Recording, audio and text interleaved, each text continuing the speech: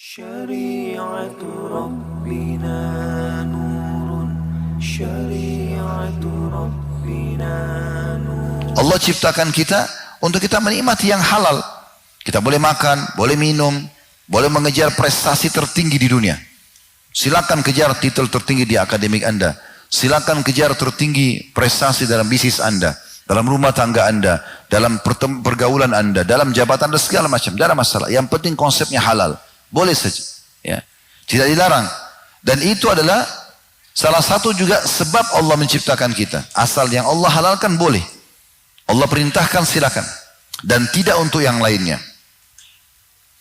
Kata beliau, hal ini sama dengan perkataan seseorang, jika kamu berbuat baik atau kerja dengan baik, maka engkau akan dapat semua hasil kebaikanmu itu.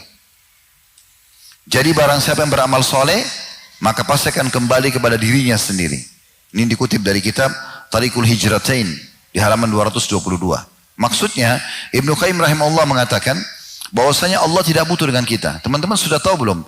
Kalau hampir semua makhluknya Allah itu lebih banyak daripada jumlah manusia. Misal semut saja. Itu jumlahnya jauh lebih banyak daripada manusia. Hewan-hewan di air. Jenis-jenis hewan banyak. Ya. Tumbuh-tumbuhan, air, malaikat saja yang tidak nampak dengan mata kita, yang kita iman di rukun iman kita yang kedua, itu di manusia ada 3 malaikat yang mendampinginya. Pencatat amal baik, pencatat amal buruk, dan juga malaikat yang menjaganya atau hafallah. Belum yang meniupkan ruh, belum yang mencabut ruh, ya belum yang memberi rezeki, belum yang mengurus lautan, segala macam hal. Kata Nabi SAW, di langit ketujuh ada sebuah rumah namanya Baitul Ma'mur, setiap hari 70.000 malaikat tawaf pergi, tidak pernah kembali lagi. Makhluk Allah banyak. Allah tidak butuh sama kita. Kapan teman-teman mengerjakan sebuah ibadah karena berpikir Allah butuh dengan ibadah itu yang membuat kenapa antum suka terburu-buru. Buru-buru sholat. Kalau sedekah perhitungan, baca Quran kapan ada waktu, majelis ilmu begini kapan ada kesempatan. Karena kita berpikir Allah butuh. Allah nggak butuh teman-teman sekalian. Allah nggak butuh sama sekali. Antum kalau dari lahir jatuh keluar dari rahim ibu kita sampai kita wafat, misalnya umur kita 80 tahun kita ibadah, nggak ada manfaatnya buat Allah. Allah nggak butuh dengan ibadah kita. Kita harus tanamkan dalam diri kita, kita yang butuh dengan ibadah itu. Kita yang butuh dengan balasannya. Makanya orang-orang para salafus saleh dulu itu, kenapa kalau mereka sholat mereka khusyuk sekali. Sampai sebagian mereka dinukil teman-teman sekalian, itu lagi sholat, ya, disengat dengan lebah, ya, kumbang bagian dahinya berdarah tidak bergerak.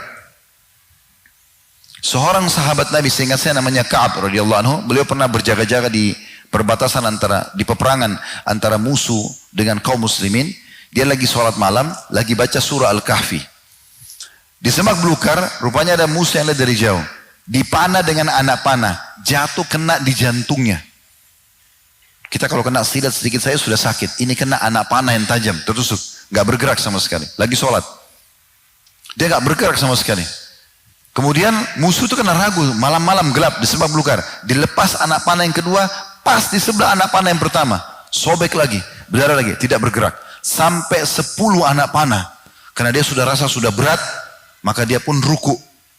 Dia bilang, kalau demi Allah, kalau bukan karena saya khawatir dia lepaskan lagi anak panah dan saya mati, lalu Rasulullah SAW dan muslimin terserang, maka saya tidak akan memberhentikan membaca surah Al-Kahfi saya. Tidak bergerak.